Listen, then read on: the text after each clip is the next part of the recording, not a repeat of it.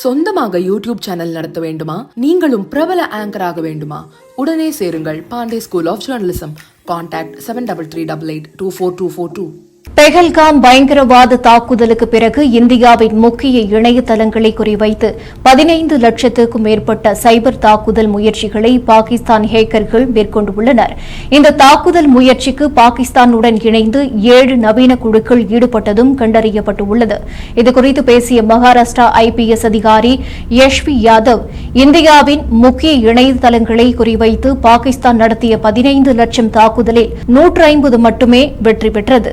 பாகிஸ்தானிலிருந்து மட்டுமின்றி வங்கதேசம், இந்தோனேசியா, மொராக்கோ மற்றும் மத்திய கிழக்கு பகுதிகளில் பாகிஸ்தானுடன் இணைந்து 7 குழுக்கள் இந்த தாக்குதலில் ஈடுபட்டுள்ளன என்று தெரிவித்துள்ளார்.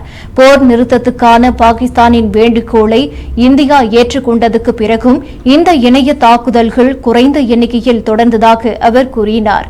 மேலும் மும்பை சத்ரபதி சிவாஜி மகாராஜ் சர்வதேச விமான நிலைய தரவுகள், நகராட்சி தரவுகளை திருடியதாகவும் தேர்தல் ஆணைய இணையதளத்தை தாக்கியதாகவும் கூறுவது தவறான தகவல் என்று யசஸ்வி யாதவ் விளக்கமளித்துள்ளார்.